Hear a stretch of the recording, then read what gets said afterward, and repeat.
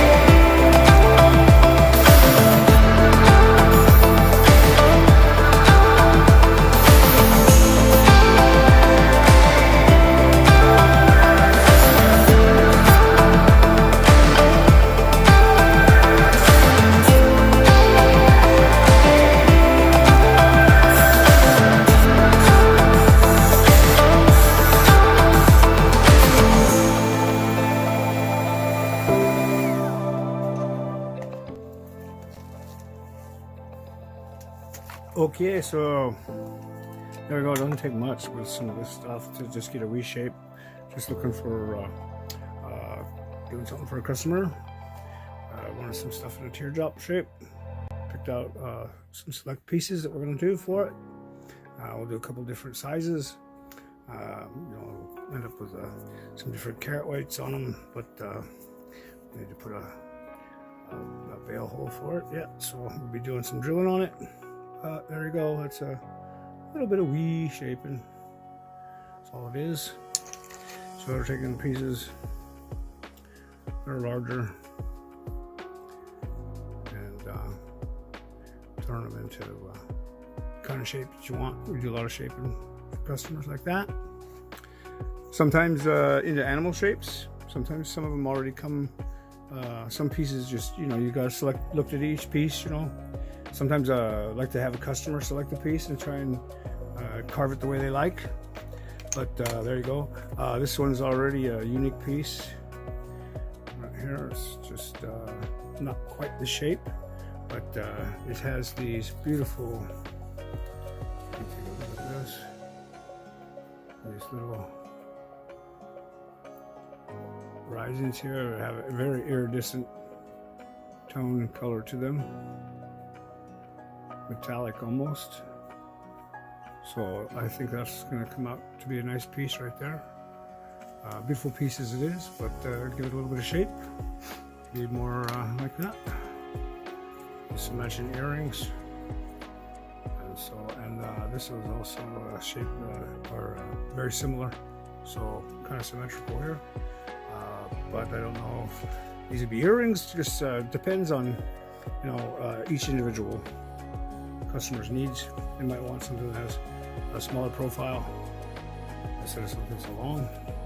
So we'll have a selection of them though, and then we'll have some of them coming up for sale too. Give you guys a good deal on them. So thanks for watching. We're going to do a couple more here, and maybe we'll post up some more of it later. So again, thanks for taking a look. Pixie, loves you peeps. Be safe. Happiest of the New Year's again to you. And stay dry. Keep your feet dry.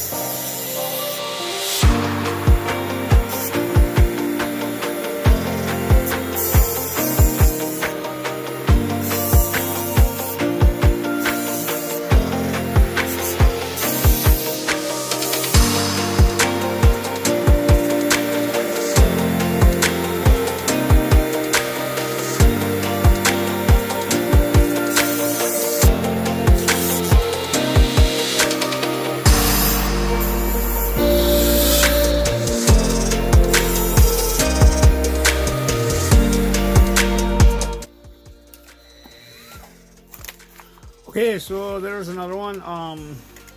It's a little bit different. It's a little larger. Still in the kind of regular teardrop kind of fashion. These are a little bit more difficult than like cutting a stone into a cabochon. They're already curved, being a natural shell, the abalone, and then also it's not just curved on it's like it's like a stone. It doesn't have just like a C axis looking down it, but the X and the Y are kind of curved too. So it's like an eggshell, you know, doing that. So it takes a little bit of, you know, getting it tuned in, especially when you're working with something like a Dremel here. This is a centered bit, but diamond, but it'll cut pretty fast. Depends on its speed, but it's moving around. So you've got places where it's moving down, or it cuts more. It's more aggressive.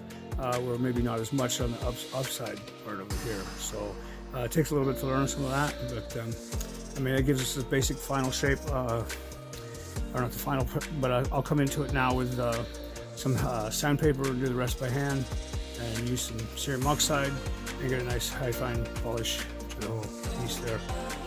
Drill a hole in it, and then sand it again with some cerium and clean that hole up. Sometimes put a little guard in there. It might be inside the hole be filled with silver, little silver inlet loop. Usually a bail or protective bail pinches inside there. Pretty good, pretty adequate for this. Depends on the customer how much they want to spend. You can get it pretty expensive if you want to back it with silver or gold. And we can do that. $925. It comes with silver chain, of course. The earrings, which will be more symmetrical, that's for sure. I have different pieces for that I'll be doing on it for this project, but this will be the pendant part. I really like this one because of the three being, you know, very lucky number. Most Asian cultures want odd numbers, and 3 being the first one, really, right? So, but there you go. A little bit of carving stuff there. We're gonna do one more here, so probably won't show the video on that one, but we'll show you the results on it, and then as well as the earring parts that we're going to do. So I just want to take this stone here, the shell, and do something special with it. Put my foot right down on top of it. So, but it's got some great color.